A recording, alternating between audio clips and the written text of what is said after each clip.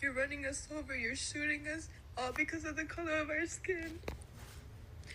All because we have culture, we brought it here, and we are who we are, and we love it here, and we help people here. That's what we're known for. We help people, and yet we're getting terrorized. We're going through this. Our families are being our babies are literally being ripped from our hands. If someone could please tell me if there's something we can do if there's something we could do to help our people. Please just imagine yourself in our situation. Oh my God. Imagine your people are being terrorized. They're being ran over. Imagine if your people were being terrorized. Damn. Babe, your people have been getting terrorized for the past decade. I spoke out on all of my pages against the Biden administration and the bullshit they were doing with ICE. I think I just made a video about it actually, but it's so ironic to me that after Biden, Kamala did get 56%. Shout out to y'all. But the 42%, I think, is a record high for Republican voter turnout in the Latino community, because this 56% is a record low for the Democratic Party, meaning that the more that orange nigga started talking, the more, babe, and there's no other way to say that. Latino men and women, it's so difficult for me to look at the dry eyes.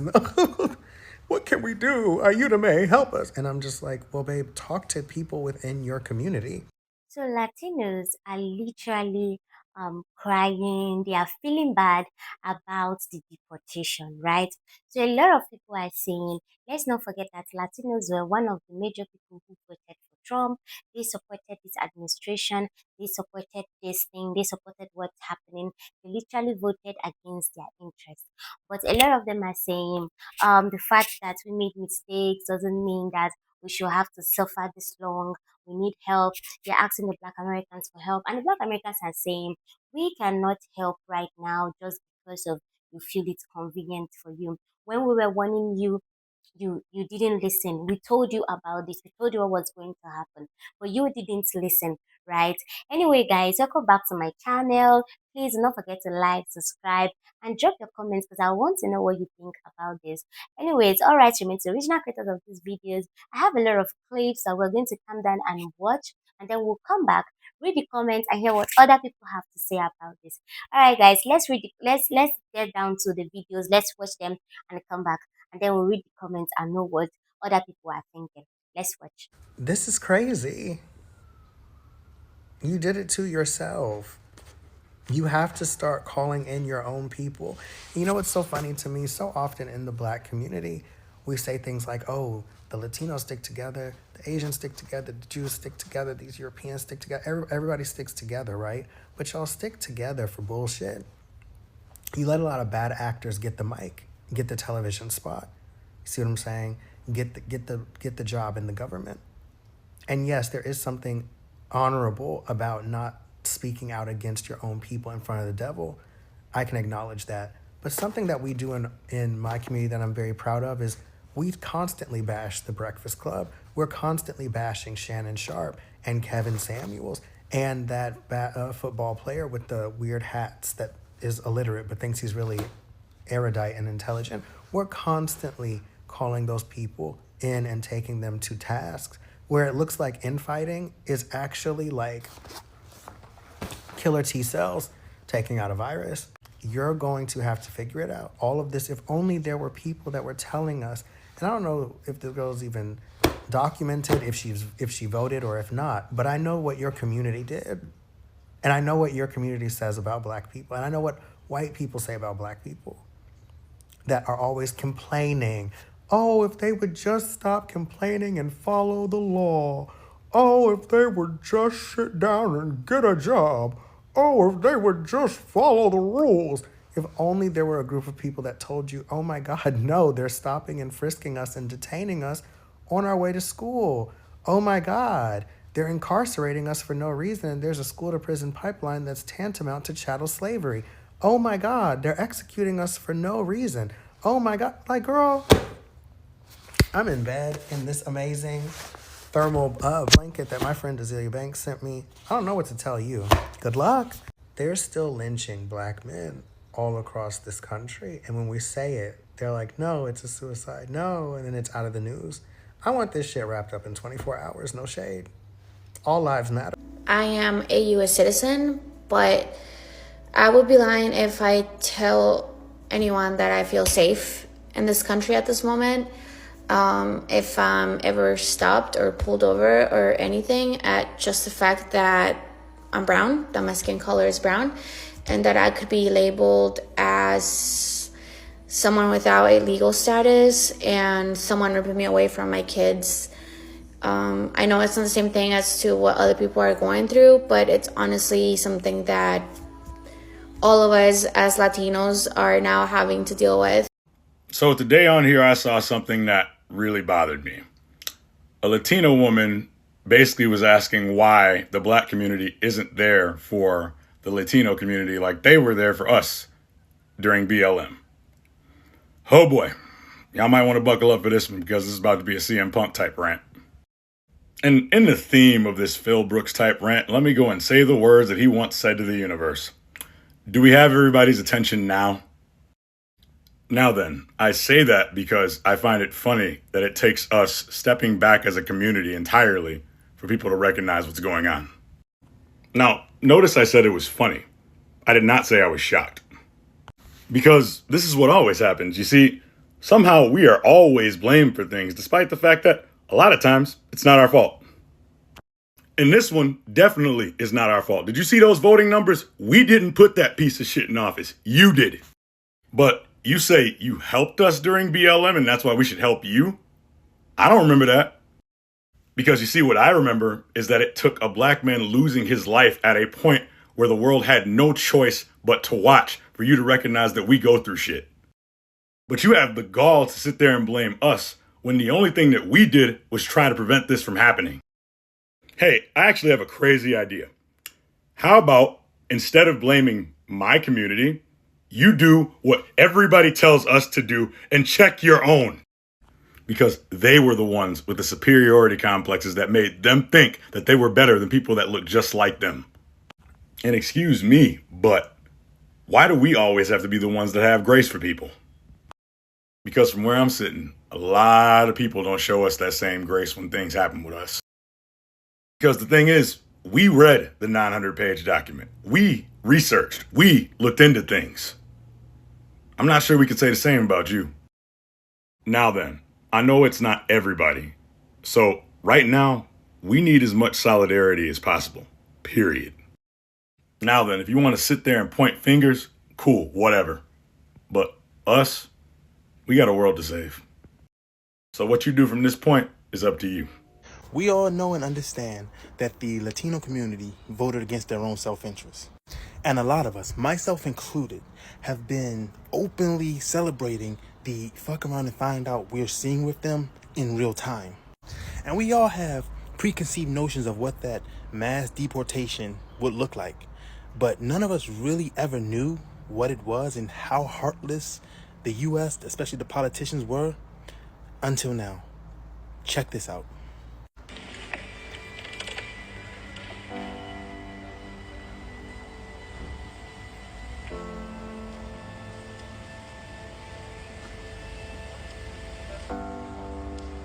Are you a little nervous this morning? Wouldn't you be? See? Do you understand what these proceedings here in court are all about? How could he? You know what a lawyer is? This is America. What's happening right now is not okay. ICE is on a hunt around the country to deport as many people as they can.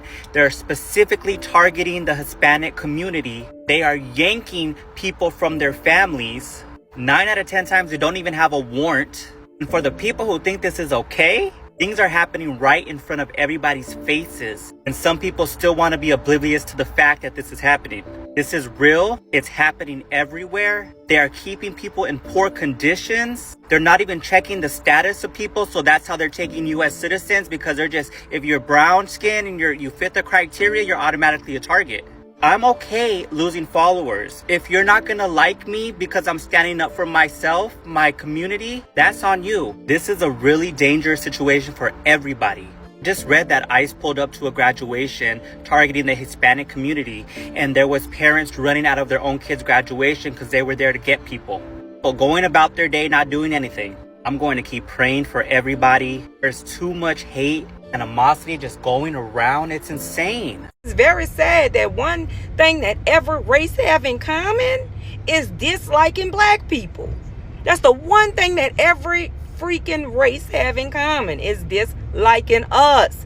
But another thing they have in common is using us for our money and our sympathy and empathy. Because blacks, let me set y'all straight. Y'all feel sorry for people too fast and too much and at the wrong time. Y'all always, because I see some of y'all saying that the things that we saying we shouldn't be saying. Stop feeling sorry for people and stop letting them use your religion against you. Stop letting them use that God that they gave you against you. That's so weird to me.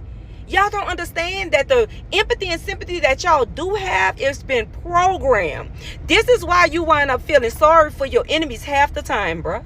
This is why you wind up feeling sorry for people that will not go into bed for you at all, not one time, not one bit. You wind up feeling sorry for people that wouldn't do for you that you would do for them. So you start turning on your own people. The one thing those other races do have in common, they stick together. No matter right or wrong or indifferent, they will stick together.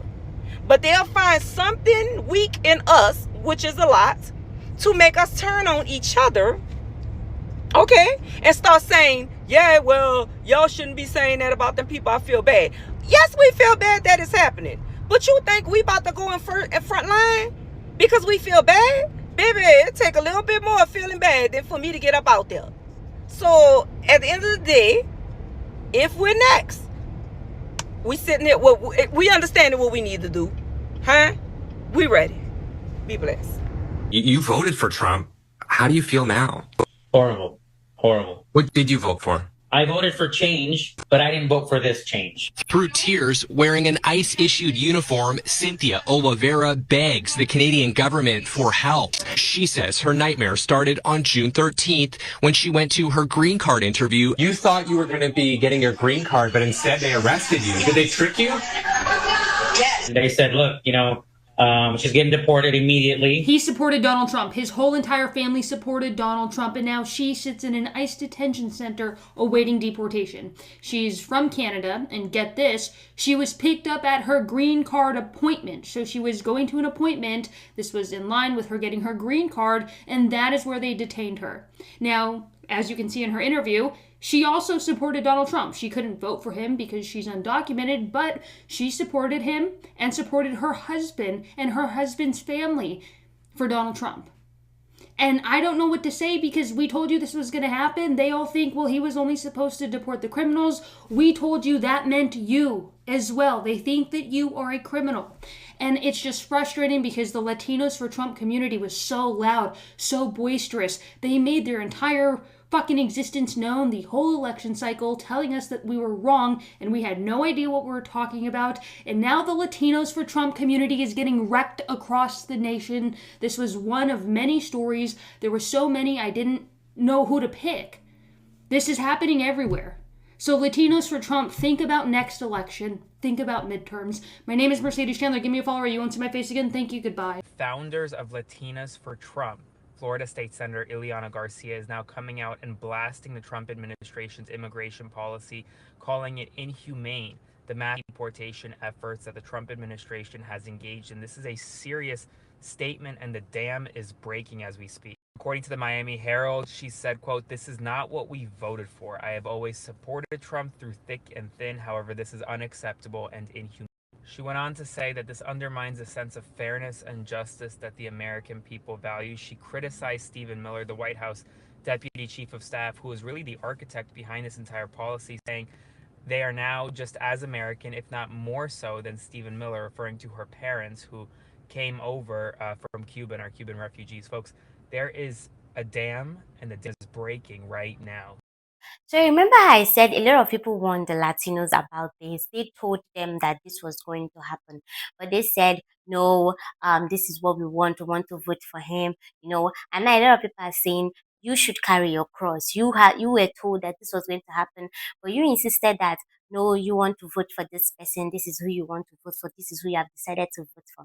Well, people have written in the comments. Let's get out to the comment section and read what people have to say. So someone said people kept saying it won't be that serious, or they are just talking about they're just talking to vote. But campaign promises about mass deportation weren't hidden.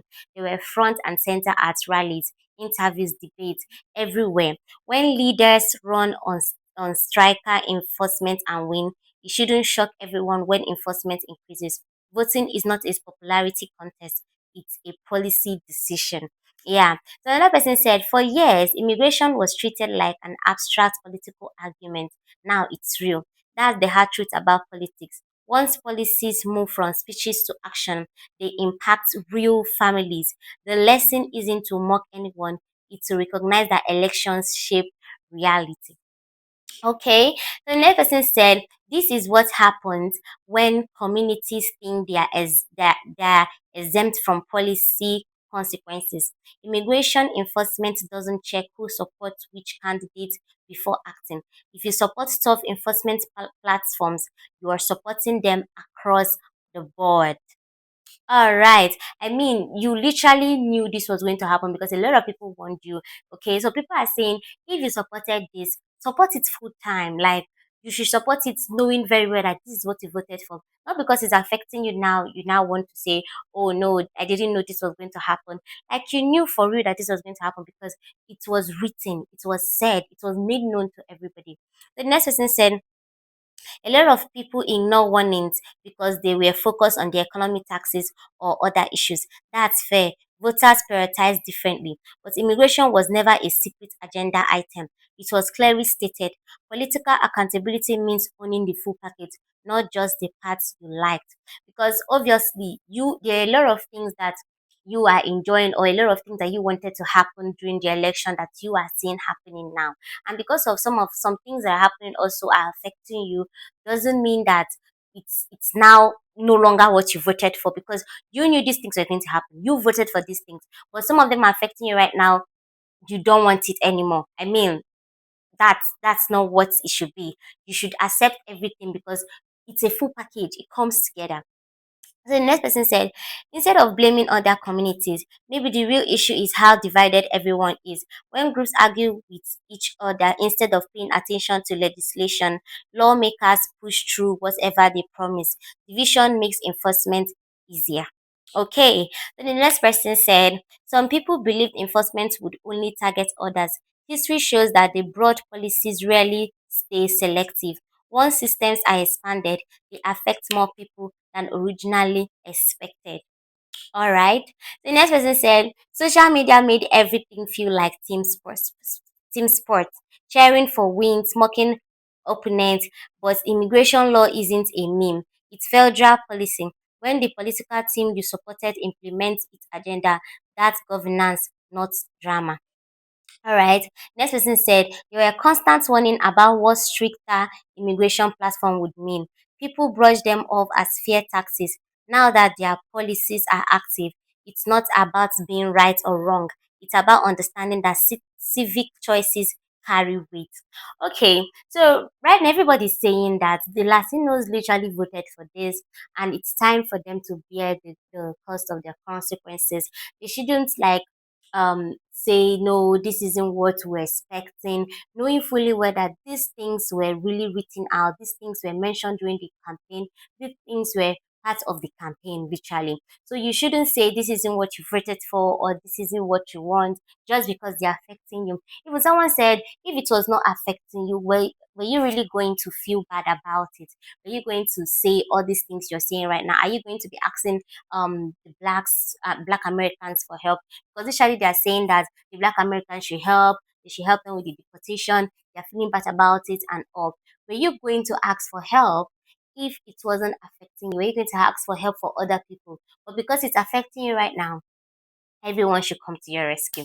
Anyway, guys, thank you so much for watching. Because we've come to the end of this video, please don't forget to like, subscribe, drop your comments, really, because I really want to know what you guys think. Okay, please drop your comments in the comment section. All right, so the original creators of these videos, thank you so much for watching this one, and I'll see you in the next.